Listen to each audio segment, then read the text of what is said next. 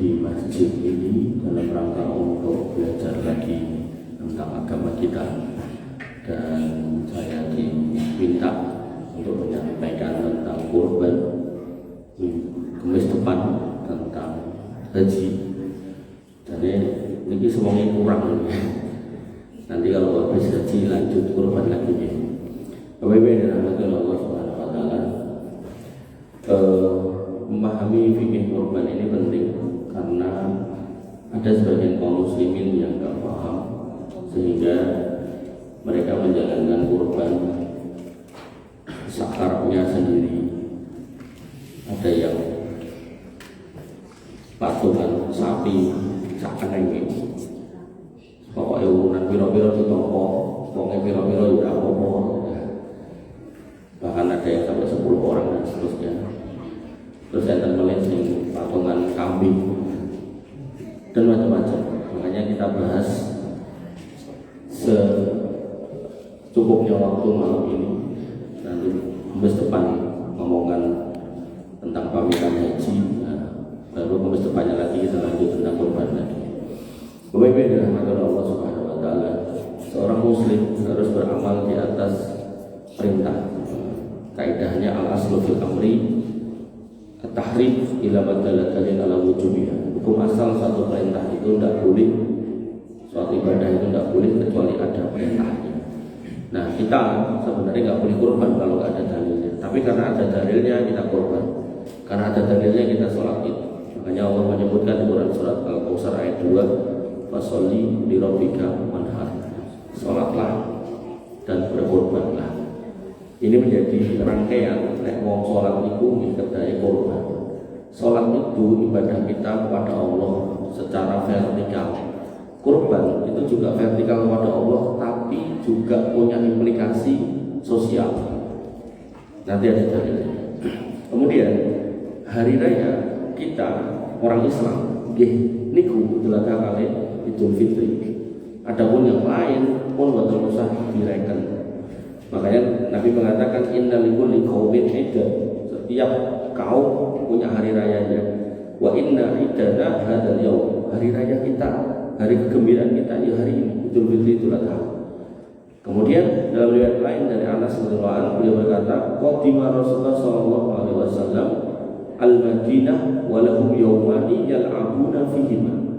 Waktu Nabi datang ke Madinah, orang Madinah itu punya 2 hari raya yang mereka senang bermain-main di situ.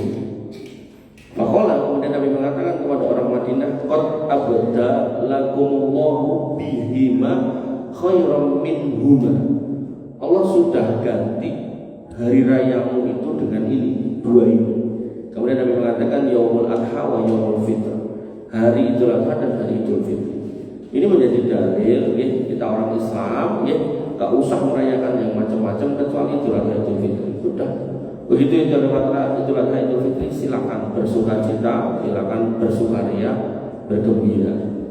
Jangan kayak orang Nasrani. Orang Nasrani ketika dakwahnya di kalangan Bani Israel tidak diterima, mereka kemudian menyebar sampai ke Yunani.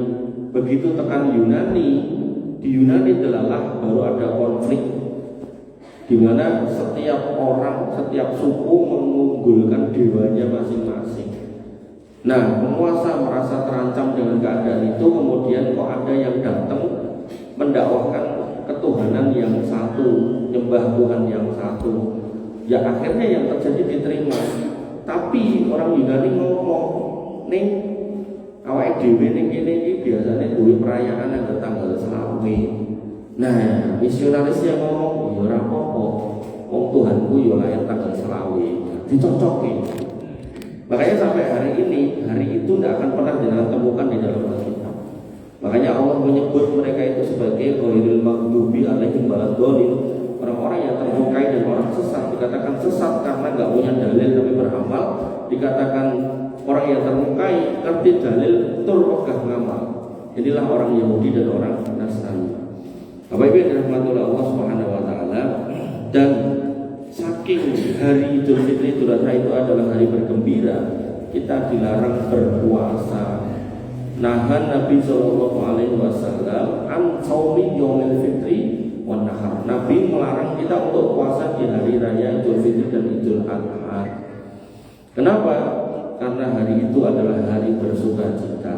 Tapi kaidahnya, ya, walaupun kita disuruh tidak puasa atau dilarang berpuasa, tapi Nabi kemudian memberikan contoh. Karena Rasulullah SAW la yaghdu yaumal fitri hatta yakul.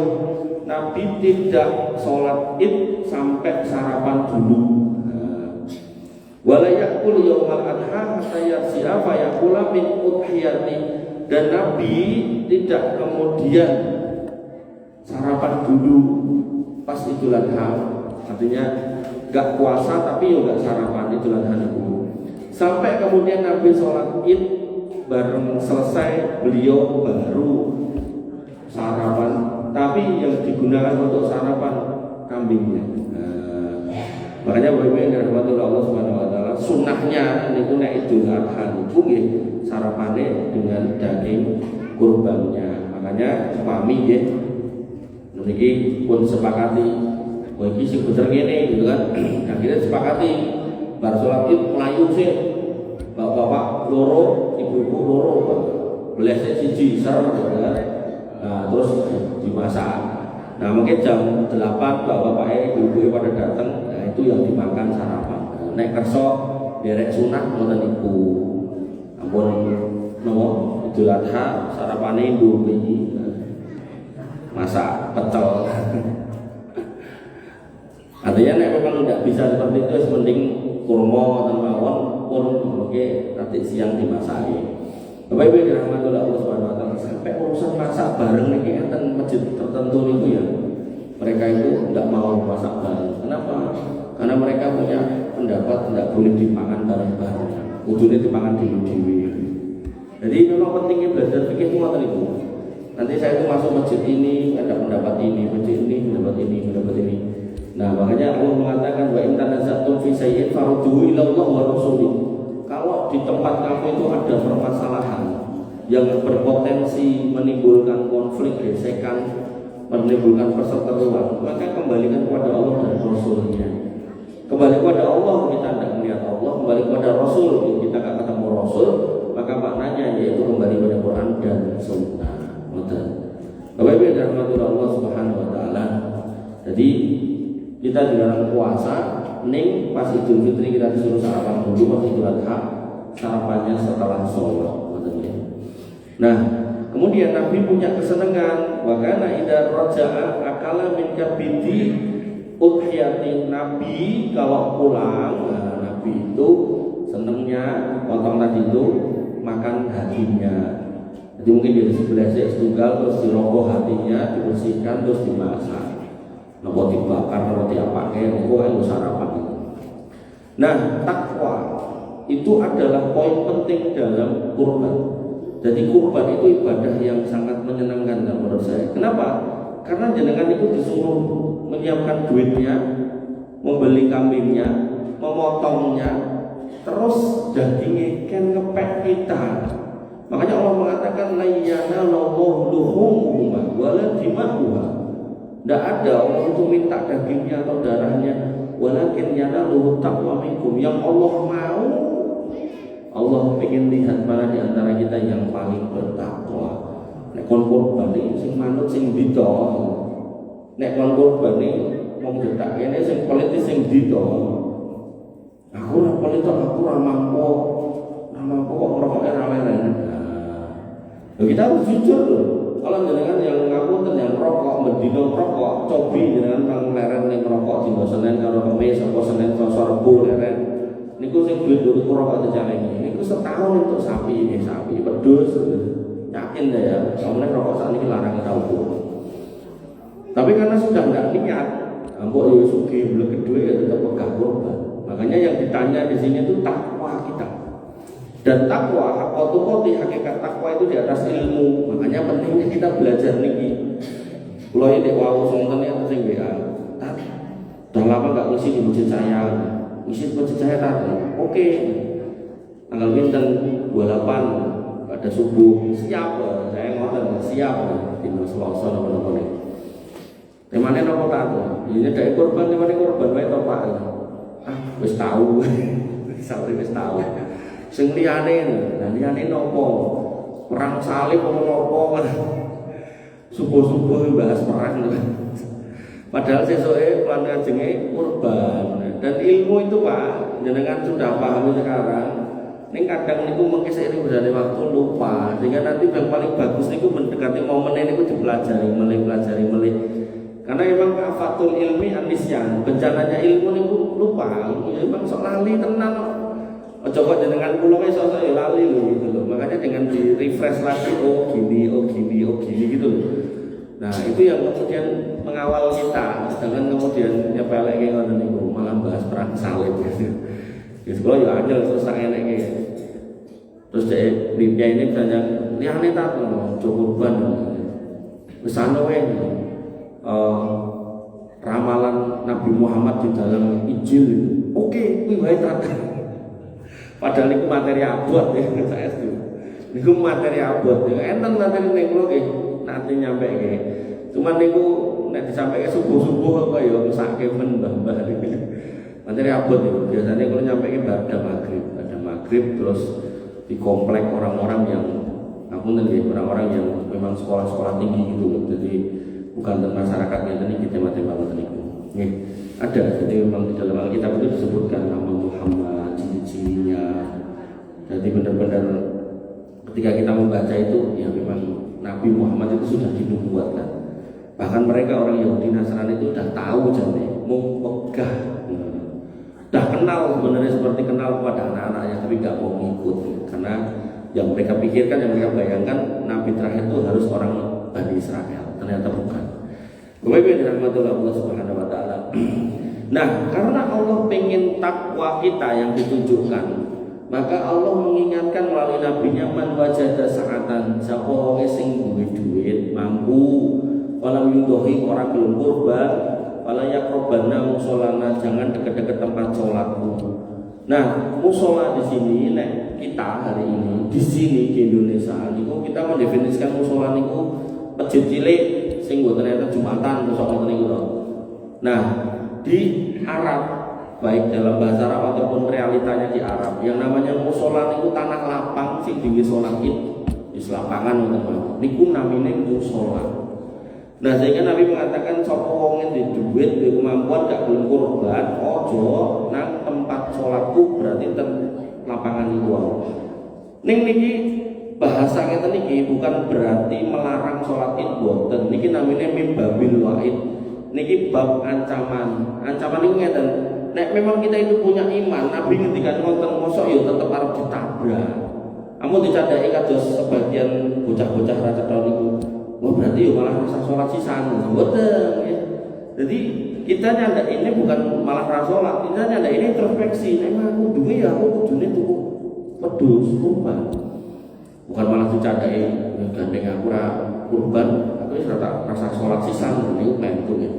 Atau dalam Quran dikatakan wa ilul musallin, gitu kan, celaka orang yang sholat kok celaka, itu tak rasa sholat, itu kita baca celaka melih. Makanya di sini sama dengan ayat tadi, fasolli li rabbika wanhar, sholat kurban nyambung. Di sini juga gitu, man wajada sa'atan falam yudahi saqon dujet pegah kurban tersebut, walaya kurbannya musolana, jangan dekat-dekat tempat sholat dulu. Artinya orang itu kalau sholat berarti orang takwa. Nek takwanya bener, niku biasanya berusaha untuk kurban. Jadi jangan dicandai yang Bapak Ibu yang dirahmati Allah Subhanahu wa taala. Nah, kemudian terkait cirinya, ciri si binatangnya itu yang sah, Nabi menyebutkan 4 hal, jangan 4 hal. Yang pertama al-awra'u al-bayyinu awra'uha, buta yang nyata-nyata buta. Jadi katarak putih kabeh montone niku mboten tenang salah. Atau matanya satunya hilang niku mboten tenang salah. Atau matanya masih ada tapi nabrak-nabrak alias muton niku mboten tenang salah. Kemudian yang kedua al-maridatu al-bayyinu marduha, sakit yang nyata-nyata sakitnya, nyekukru kudune nek niku metune bunder-bunder kok niki cair. Nah, niku pentret. Atau kemudian keluar cacingnya atau penyakit kuku dan mulut. Pokoknya melonyoh-melonyoh niku lho kuku kali mulute niku mboten angsal. Tapi nek penyakit itu jero mboten ketok. Kula nate ningali niku enten pembleh sapi teng jagalan begitu. Sapine gede, begitu pun dibelah niku watine sak obyok niku bolong-bolong kabeh. Enten cacinge. Bolong jan bolong dadi dinguk enten cacinge metu terus dinguk mlebu ngene. Nah niku karena enggak tahu maka enggak apa-apa. Kemudian yang ketiga, wal arja'u al bayyinu talquha. Pincang yang kelihatan pincangnya kudune mlakune jejeg kok mencolot, nah itu enggak boleh. Kemudian wal kasiratu allati la tulqi gering mengking. Dadi mligo cara sapi niku teponge mboten ketok dari balungan. Terus ngoten niku nek dielekke mosok kewanmu ngene iki to Mas. Malah peneran garek nimpleng ngoten nggih. Jadi niki ku babe niki keterima apa enggak oleh Allah itu bukan soal nimpleng atau beli atau nopo. Ya. Maka 4 hal ini jangan ditabrak. Terus jenengan nek mundut niku nggih dipriksa sing tenan. Ampun gampil dibojoni bakul penting payu gitu. Nah, maka jenengan harus diperiksa tenan. Ini Mas, tak tuntune sik ning kono iso mlaku tenan ora. Wedhus jeruk dibayar, dijunjung, cemplungke, mangkat tekan ngene ora iso ngadeg niku mboten sah dikurban. Atau napa wedhuse jeruk dipikirnya sehat ternyata sakit. Nah, tekan ngene masjid kejang-kejang niku mboten asal. Bapak Ibu yang dirahmati oleh Allah Subhanahu wa taala. Nah, ketika kita bertakwa kepada Allah dan menginfakkan sebagian harta kita untuk berkurban wabil khusus, Allah punya janji, "Wa ma anfaqtum min syai'in fa huwa yukhlifuhu wa huwa khairur raziqin." Apapun yang kamu infakkan di jalan Allah, maka Allah akan mengganti. Oh, mesti diganti. Dan ini sebuah niaga yang jenengan gak akan pernah rugi. Niki dodolan sing jenengan ora bakal bangkrut. Mung enten munge. Menungso niku selalu berpikir niku nek ketoke duit balike kudu duit. Karena selama ini ngertine nek ngutang iki mesti balik duit karo anakane. Nah, sehingga logikanya itu selalu kudu padha. Padahal Pak, jenengan ketoke duit kok wedhus, kudune nek jenengan fair. Jenengan bener kudune niku njaluke balike yo wedhus boten duit. Dibeli wedhus kok. Nah, Allah mengingatkan kita, wa in ta'udzu nikmatallah la tuhsuha. Kalau kamu mau menghitung-hitung nikmat Allah, maka tidak akan kehitung. Innallaha la ghafurur rahim. Sesungguhnya Allah itu benar-benar Maha Pengampun dan Maha Pengasih. Kenapa? Karena wa qalilun min ibadiyas syakur. Sedikit dari kita itu yang bersyukur. Karena kita itu sebenarnya dikasih nikmat itu banyak. Ning memang bentuknya mboten duwe. Mboten ketok. Ning kita kemudian karena nggak mau mengevaluasi diri, akhirnya dianggapnya Allah itu pelit, padahal mboten. Jadi kan nek ngertos teng rumah sakit niku, niku orang yang penyakitan niku lah entek napa-napa saestu. Entek napa-napa. Tapi ketika jenengan kemudian dikasih sehat, putrane sehat, gadah putri baru wisuda langsung dilamar piyai sae ora suwe gadah putu. Wah, itu semua proses yang penuh kesyukuran niku mangsyukuri. Niku nek diduitke niku insyaallah pira-pira mboten saged dibayar kebahagiaan seperti itu. Berapa banyak orang punya duit tapi enggak bahagia? Berapa banyak orang punya perusahaan tapi masih merasa miskin? Berapa banyak orang numpuk duit tapi tetap kurang? Nanti 115 miliar ning omahe, nanti ditekoki untuk wong ngendi jawane lali yo. Ning aku kelingan siji sing kasus gula kae aku dikeki 50 miliar lho coba. Jadi duit sak ngono kae iki mau koyo roti ngene iki. Yo kowe ditumpuk nanti 915 miliar. Niku jek kurang, jek arep golek meneh. Makanya Bapak yang dirahmati Allah Subhanahu wa taala, ketika jenengan mengeluarkan 3 juta, lalu Allah kasih jenengan sehat, umur bertambah, rajin ibadah, putune soleh solihah, putrane manut-manut, dikengken mboten enten sing bantah, luar biasa. Niku nikmat Allah yang luar biasa saestu. Putrane yang kuliah kendang rampung, begitu rampung kendang megawe adalah nggih papan panggonane nggih mboten rekoso. Wah, niku kesyukuran yang harus kita hadirkan dan jangan pernah berpikir nek aku ngetokke duit semene ya kudu balik semono mboten kedah ngoten niku. Makanya nanti di dalam ayat yang lain Allah mengatakan mandalani yuridu qardon hasanah fayudha'ifahu lahu at'afan katsira. Sapa sing wani nyilai Gusti Allah dengan pinjaman yang baik, Allah akan kembalikan dengan jumlah yang berlipat-lipat. Tikal-tikal, nah tikal-tikal di sini enggak harus duit tadi.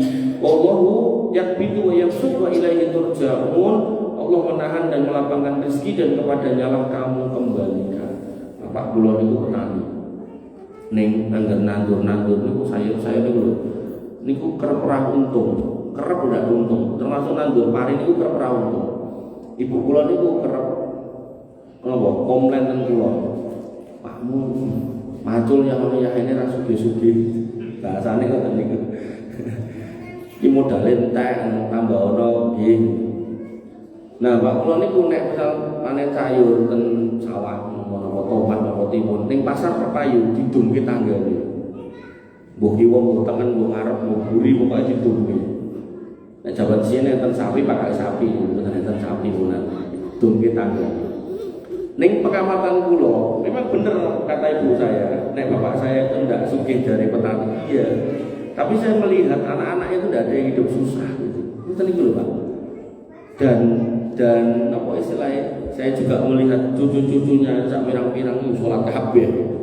Mboten enten sitok sing ora sholat mboten enten. Makanya yang harus dengan paham itu terkadang nikmat Allah itu tidak selalu bentuke duit atau nek Pak kula petani itu bentuke kudu beras sak pirang-pirang mboten. Mungkin yang mewarisi kebaikan jenengan itu adalah putra jenengan, putu jenengan, lingkungan jenengan, keberkahan kiri kanan jenengan. Makanya Bapak Ibu yang dirahmati Allah Subhanahu wa taala, yang harus kita pahami nikmat Allah itu luas dan bahkan Allah mengatakan anfik ya ibna Adam unfik alaih. Berinfaklah wahai anak Adam. Enek wahai kurban wahai ibnu Adam. Maka aku akan membalas infakmu. Aku akan balas yang kau lakukan itu dengan sebaik-baiknya. Dan yang diminta, nah ini mulai masuk dalam fikihnya, itu boten wedhus sing akeh boten. Yang diminta cuma satu keluarga, satu minimal kambingnya itu. Dikatakan dalam sebuah riwayat dari Atok bin Yasar, beliau bertanya kepada Abu Ayyub, Sa'altu Abu Ayyub al-Ansari, kaifa kanat ad-duhaya ala ahdi Rasulullah sallallahu alaihi wasallam. Gimana kurban pada zaman Nabi sallallahu alaihi wasallam? Faqala, Abu Ayyub menjawab, kana rajulu yudhi bisyati anhu wa an ahli baiti. Bahwasanya pada zaman itu ketika kami bersama dengan Nabi itu satu orang kepala keluarga itu beli kambing satu di atas namakan dirinya dan keluarganya. Makanya Bapak Ibu yang dirahmati Allah ini menjadi koreksi jenengan yang biasa jenengan terus gantian bojone garwane, bar garwane ganti putrane urut pun tahun ngoten niku mboten perlu ngoten niku. Lah sing bener piye Mas? Sing bener jenengan tiap tahun atas nama kepala keluarga jenengan yang ada di rumah kemudian niatnya nggih keluarga dan keluarganya. Makanya fikih buat penyembelih korbannya niku kedae Bismillahirrahmanirrahim. Allahumma taqabbal hada min Joko wa ahli baiti Joko. Ngoten. Bismillahirrahmanirrahim. Ya Allah terimalah ini korbannya si Joko dan keluarganya Joko. Keluarga di sini yang masih dalam satu atap. Nek pun beda omah mboten. Misalnya ada putra, pun omah dhewe niku mboten. Tapi yang satu atap itu kadang ya suami, istri, anak, orang tua, sok karo mertua bareng. Nah, maka niku bisa satu tok. Nah, tapi aku longgari Mas, pengen korban anakku siji-siji, bojoku siji, aku dhewe ya siji. Lah monggo nek duwe. Kita mengatakan dalam kondisi minimal itu satu yang Allah minta, satu keluarga. Ngoten nggih. Dan tidak emang dengan gadah wong siji-siji ya silakan, tidak apa-apa. Ini pun masuk fikihnya. Makanya tadi bab takwa yang diminta dalam kurban dan takwa itu asasnya adalah ilmu. Nah ini sudah masuk fikihnya. Nah kemudian terkait sapi, Nabi SAW pernah berkurban fastarokna fil baqarah an sab'ah. Kami dulu pernah patungan sapi itu 7 orang, 7. Nah 7. Sehingga ini menjadi batas maksimal 8 tidak boleh, kurang boleh. Iki orang sapi itu ujungnya sapi wong 5 wae. Ning saran saya Pak. Dengan kalau kurban sapi niku harus ngecek harga pasar, jangan menetapkan harga yang nggak masuk akal. Nggak masuk akal piye Mas? Biasane niku piye-piye niku nek netapke harga sapi niku peduse rego pira terus tambah 500. Terus piro nang saiki 2,5 ya sapine 3 juta. Akhirnya niku mungkin nyusahke sing golek. Begitu kemudian nyari teng pasar, wah ngene ra ukur, nyari yang spek yang baik, harga segitu. Nah, akhirnya nek sakniki enten solusi sapi dari Medik Bali, NTB niku cilik-cilik niku 20 juta pun entuk seumur dah tua. Tapi nek zaman dulu 10-15 tahun yang lalu itu golek sapi rego-rego semonten niku gede ning umur niku mboten saged, susah. Akhirnya nanti ada orang LTI, orang MTA itu beli sapi ini niku sapi betina sok-sok. Nah, kemudian ada yang praktekkan niku begitu sudah dibelah, terus dibelah kok dibagi-bagi. Tak miring ngomongke nek niku kurbane mboten sah. Wah, rame ya gitu. Makanya pentingnya belajar fikih ini agar kita tahu gitu loh, Pak. Nah, sehingga Bapak Ibu yang dirahmati Allah, sebaiknya nek jenengan mau beli sapi, survei dulu. Kira-kira berapa? Oh, nek iki umure semene, rego semene, dirapatke terus dibagi. Nah, monggo. Jadi jangan dipaksakan. Yang lain wis 3 juta ping 7, 24 kudu entuk. Dan pasar model enten rego 24, rata-rata 24. Akhirnya ya pokoke sementing entuk ya itu kok pedet ya ngoten sami kurbane. Nggih. Bapak Ibu dirahmati Allah Subhanahu wa taala, nek jenengan pun niat kurban nggih, jenengan ndak boleh potong kuku, potong rambut, cabut bulu. Nabi SAW mengatakan man kana lahu tabkhun yatbahu fa idza uhilla hilalu bil hijjah wala ya'khudanna min su'rihi wala min adfarihi syai'an hatta yudhi. Siapa yang memiliki kurban nanti pada tanggal 1 Dzulhijjah jangan potong rambut, kuku sedikit pun sampai hewan kurbannya disembelih. Ibnu Umar niku begitu hewannya disembelih, beliau cukur. Jadi benar-benar sahabat itu mentaati apa yang diperintahkan oleh Nabi, tidak mau nabrak larangan Nabi. Dinteni rambutnya gatal-gatal serapopo, cukurin baru boleh kurban. Begitu sebelah seret sama budak beliau dikasih tahu sudah saya sembelih kambingnya, beliau langsung cukur. Bapak Ibu dirahmati Allah Subhanahu wa taala. Nah, pertanyaannya, sahkah orang yang kurban yang cukur rambut? Syekh Utsaimin mengatakan sah, tapi walakinnahu yakunu asiyan. Tapi dia berbuat maksiat. Nah, kemudian disebutkan juga, apakah keluarganya juga enggak boleh cukur rambut? Syekh Abdullah bin Bas mengatakan boleh untuk keluarganya. Yang enggak boleh si sahibul kurban, si kepala keluarganya. Kemudian bagaimana dengan panitianya? Syekh Shalih Al-Munajjid hafizahullah mengatakan panitia boleh potong rambut dengan catatan panitianya bukan sahibul kurban. Tapi nek yo panitia nih yo sahibul kurban maka dia enggak boleh potong rambut. Nah, hikmahnya apa? Tidak ada dalil khusus, tapi ulama kemudian merumuskan salah satu hikmahnya agar Allah menyelamatkan dari api neraka itu semaksimal mungkin dari jasad kita.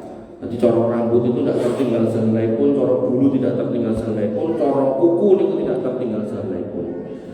Nah, kemudian jenis hewan kurbannya min bahimatil an'am. Bahimatil an'am itu sapi, kambing, unta. Nah, untuk sapi ini bisa diganti dengan kerbau, unta nggak boleh diganti dengan kuda, kambing nggak boleh diganti dengan rusa. Kambing ya kudu sak keluargane kambing, ya wedhus, ya bandot, ya oleh niku. Terus gembel, terus Jawa. Nek terus malam boten salah. Terus malam tidak boleh. Nah, usianya Nabi mengatakan la tadbahu illa musinna. Jangan kamu sembelih binatangmu kecuali dalam kategori musinnah. Musinnah itu usia yang genep sehingga gigi susunya do copot kabeh ganti gigi dewasa. Niku nek kambing 1 tahun penuh masuk tahun kedua. Niku nek sapi 2 tahun penuh masuk tahun ketiga. Niku nek unta 4 tahun penuh masuk tahun kelima. Tapi nek digoleki susah, illa ayyasura alaikum, dicari benar-benar enggak ada, semua habis. Dagangan di pasar payu kabeh. Kemudian kok adanya jad'ah niku berarti nek kambing setahun kurang, nek sapi 2 tahun kurang. nek unta petang tahun kurang, maka fatat bahu silakan disembelih walaupun usianya kurang. Tapi jangan gini, nanti wados kurban. Nah, tempekan itu sak pirang-pirang sing gede, jenengan mulai gawa cemping. Lah kok cilik men. Lah didine dia semene kok iki mboten kan kayak mboten asal ngoten niku. Jadi jenengan nang saya ini njaluk tambah putrane putune tuku sing gede. Jadi dalam kasus tadi mencari yang lebih kecil itu karena nyari yang gede, nyari yang gede itu udah nggak ada di pasar, tuh nggak ada, udah laku semuanya. Bapak Ibu yang dirahmati oleh Allah Subhanahu Wa Taala. Nah, urutan kurban yang paling utama, yang pertama kata Syekh Utsaimin al-ibil, unta. Yang kedua wal bakar, sapi. In doha biha kamilah, dengan catatan sapinya ini sendirian dibeleh, untanya sendirian, bukan patungan. Nah, baru setelahnya wadoknu, kambing sendirian. Summa al-ma'zu, ma'zu niku kambing kacang, kambing cilik-cilik niku. Summa as-subu al-badana, sepertujuh dari unta. Summa sabu al-baqarah, sepertujuh dari sapi. Jadi nek kita, persepsi kita itu wong nek kurban sapi niku luwih apik timbang kurban endo kan itu. Tapi dalam fikih sebenarnya kurban kambing sendirian itu lebih baik, lebih utama daripada kurban sapi sepertujuh. Ngoten. Niki kita ngomongkan fikih ya. Tapi kalau panjenengan kemudian aku pokoknya geleme sapi sepertujuh, monggo, itu pilihan jenengan. Jadi nggak wajib harus ini harus itu. Cuman kita ngomongkan fikihnya. Ya, sapi sepertujuh itu nggak lebih baik daripada kambing satu. Nah, sehingga nek jenengan mau kejar keutamaan pahala ya harusnya kurban kambing satu. Tapi nek misal jenengan aku nek pedus darah tinggi ngene ya, pilih sapi. Monggo, itu pilihan jenengan, gitu. Kemudian karena tadi kurban sok dicocoke kalau rego pedus, akhirnya iurannya mboten nutut. Tadi saya bilang LJI-MTA itu sosok beli binatang betina. Boleh gak sih binatang betina dikurbankan? Nah, dalam fikih Bapak Ibu yang dirahmati Allah, hukum-hukum terkait akikoh niku bisa dipakai di hukum-hukum terkait dengan kurban. Hanya saja niat akikoh tidak bisa disatukan dengan kurban. Iki akikoh yang anakku sisan kurbanku tidak boleh. Karena akikoh dan kurban itu dua ibadah yang berbeda. Satu dalam rangka kelahiran manusia, disembelih di hari ke-7 dari kelahiran. Misalnya ini lahir Kamis itu Kamis, Jumat, Sabtu, Ahad, Senin, Selasa, Rabu. Nanti ada sebagian orang yang ngitungnya kira dihitung terus tiba-tiba Kamis, terus Jumat, Sabtu, Ahad, Senin, Selasa, Rabu, Kamis. Nah, ini berarti diboleh 8. Nah, maka akikoh itu dalam rangka kelahiran orang. Kemudian ya, hari ke-7. Kemudian yang boleh disembelih cuma kambing. Tapi kalau kurban itu dalam rangka Idul Adha dan boleh menyembelih kambing, sapi, unta. Nah, tapi dalam bab jenis kelaminnya, dalam bab kecatatannya, itu hukum di dalam kurban bisa dipakai di akikoh, hukum di dalam akikoh bisa dipakai di dalam kurban. Nah, Nabi SAW pernah bersabda dari Ummu Kursin radhiyallahu anha, beliau berkata, anil gulami syatani, anak lanang itu disembelih ke 2 kambing. Wa anil jariyati, dan anak wedok satun, kambing 1. Laya durukum dukuran kano au inasan, ndak apa jantan atau betina. Ini menjadi dalil Bapak Ibu yang dirahmati Allah, ketika misal iurannya dipepet ke kambing, ditukok ke sapi jantan ndak cukup, tukok ke sing betina boleh. Dan ndak usah rame, tidak usah kemudian udur-uduran, karena dalilnya jelas ada dan dengan sudah saya sampaikan. Harapan saya setelah kita belajar ini, ya, di hari-hari yang akan datang, masalah-masalah gesekan-gesekan, perbedaan-perbedaan itu makin tidak ada, makin bersama, guyup rukun dan seterusnya. Buat pilih perkataan Rumiyin, ada yang mau tanya, dipersilakan. Monggo.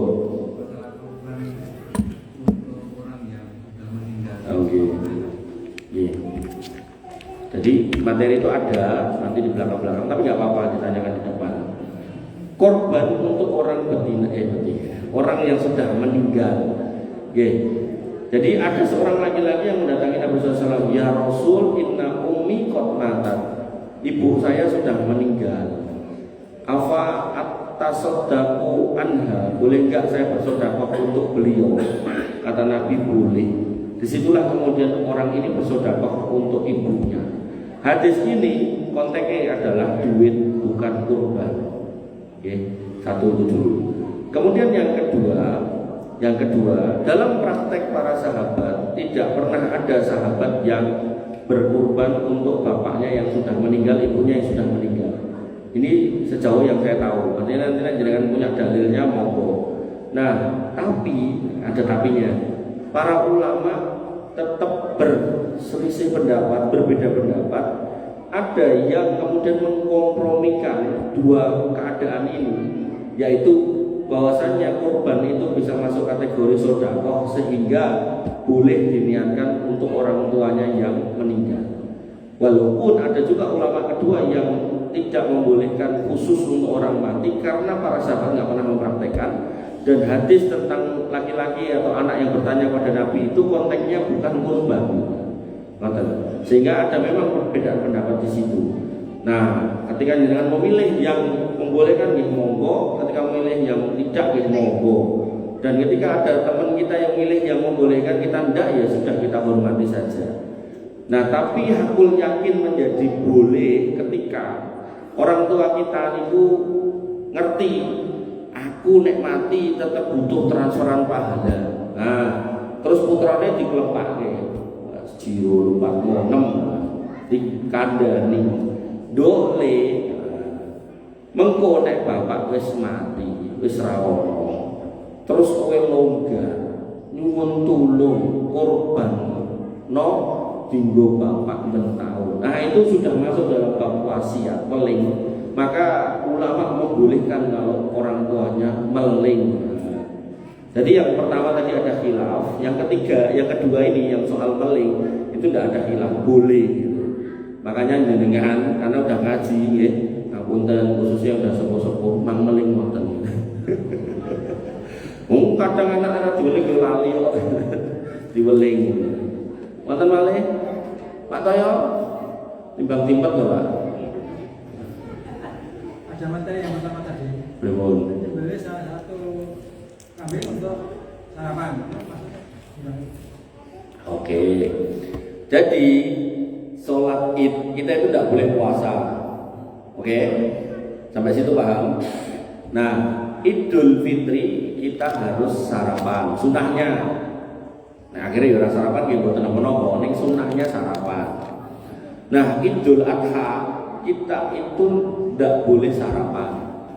Sampai kita sholat id, rampung sholat id, sarapannya daging kurban. Sehingga sholatnya sunah Idul Adha itu sholatnya tidak usah lama-lama. Rampung gendang melayu ke kurbannya disembelih. Makanya tadi saya usulkan nek ten mriki kersa wiwiti sunah niku, sunah yang mungkin hampir dibilang sudah mati di banyak tempat. Mau memulai di sini, mau ihya sunnah memulai di sini. Nah niku disepakati sing mlayu wong lanange loro, wong wedoke loro. Wong lanange boleh wedhus siji sret, terus bedete sisan, terus diserahke tadi ibu-ibu dua masak. Nah mungkin bapak-bapak itu ibu-ibu itu jam 8 niku kon enten beli nopo-nopo lah bisa buat sarapan rame-rame. Sarapannya niku, jadi Idul Adha mboten sarapannya Indomie.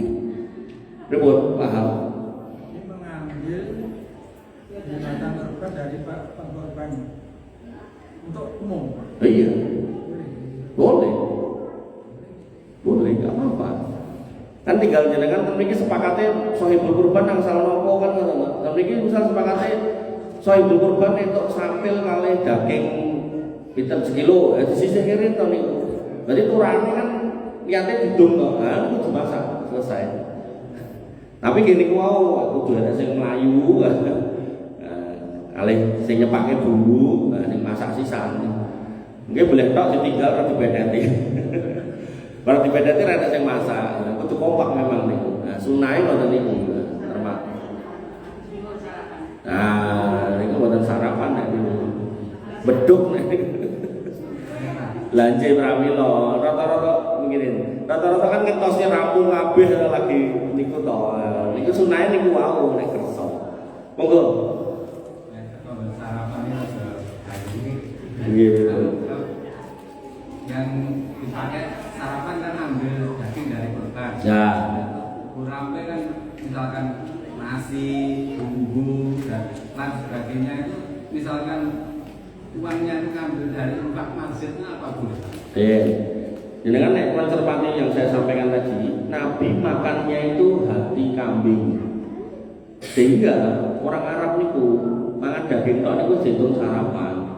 Nek kita sarapan itu ya sego, kerupuk, nganggo wedang, nganggo macam-macam. Niku jangan diambil dari kotak infak. Jenengan urunan, ya urunan masak-masak atau bumbu, jangan buat kotak infak. Kotak infak itu orang yang memberikan di situ niatnya untuk mopeni masjid, bukan yang lain. Oke. Pramila nek jenengan kersa buat niku dibikin lagi kotak infak lain atau pakai itu sudah lain.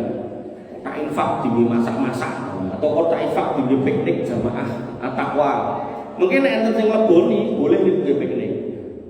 Nah, tapi nek ngoten niku terus digo operasional tutup buku. Kula kalau ini rapat kerja salah satu masjid gede di Solo niku ten rugi.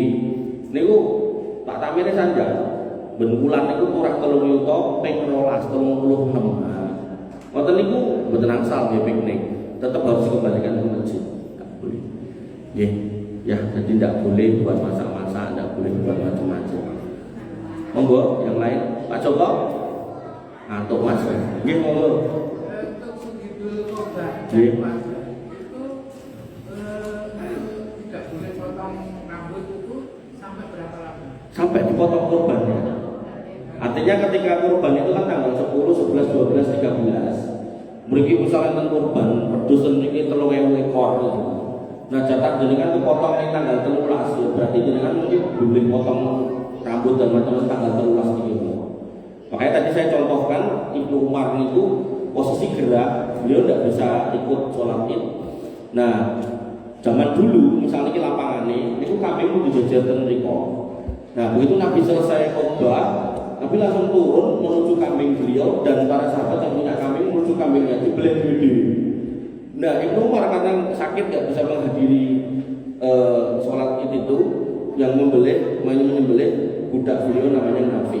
Disembelih dagingnya dibawa. Ini tuan sudah saya sembelih. Beliau langsung cukur rambut. Jadi pokoknya bar dipotong tek itu sakit langsung. Jadi misalnya dengan ningali mendo dengan dibelah saya pun rampung dengan sangat gunting kuku ketoki bukan apa. Oke.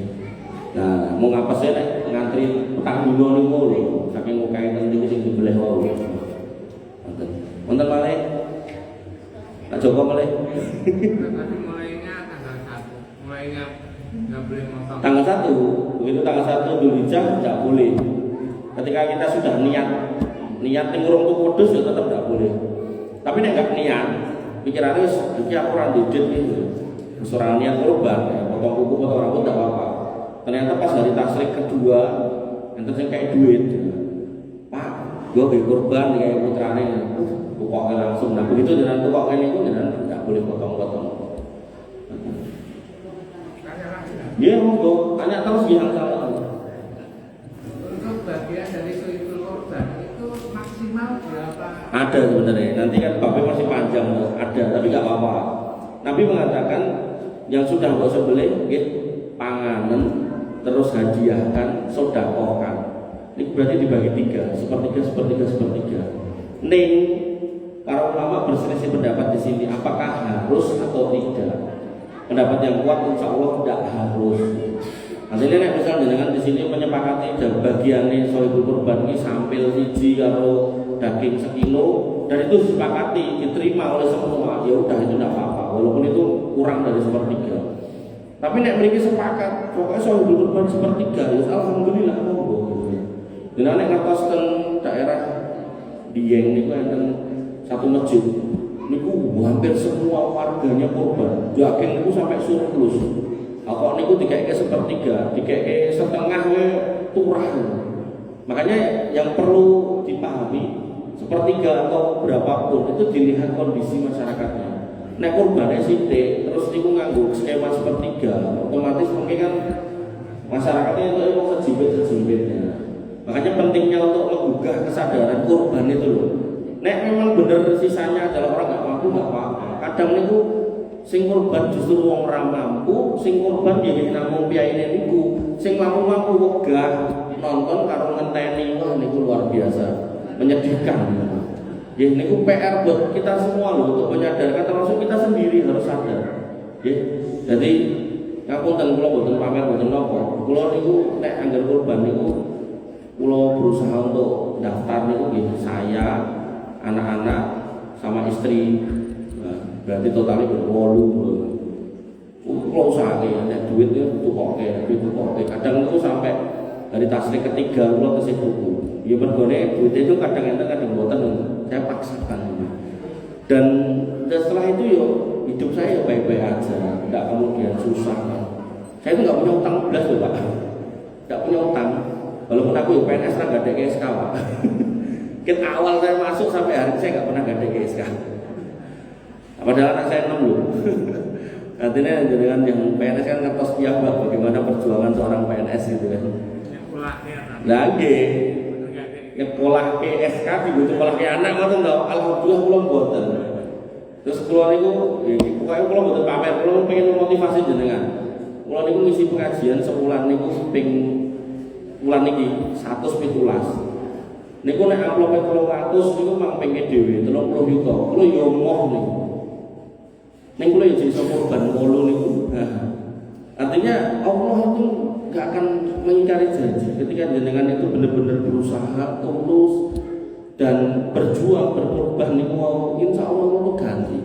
Kalau nggak bentuknya duit ya bentuknya sehat mungkin yang lancar itu yakin pun saya itu dan kalau niku nek misal korban kan enten rencang nyuwun Mas aku yo korban kula kirim foto siji niku wong kenceng boyo lali terus nang kula sampeyan yo sampile ora ning ngirim karo racun cok sah aku jauh gitu kan. Makanya yang kayak gitu-gitu coba dengan penggali. Kalau memang punya kemampuan jangan pernah lari dari syariat ini. Emang umur kita terbatas dengan lupuk-lupuk kayak kurang-kurang ya daerah jadi warisan ya malah berebutan gitu.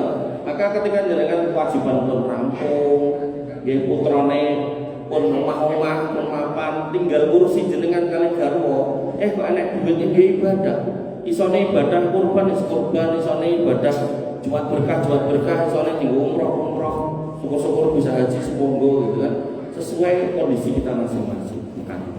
Wonten malih cekap tit Bapak Ibu dirahmati Allah Subhanahu wa taala. Apabila mengatakan yang bisa saya sampaikan kurang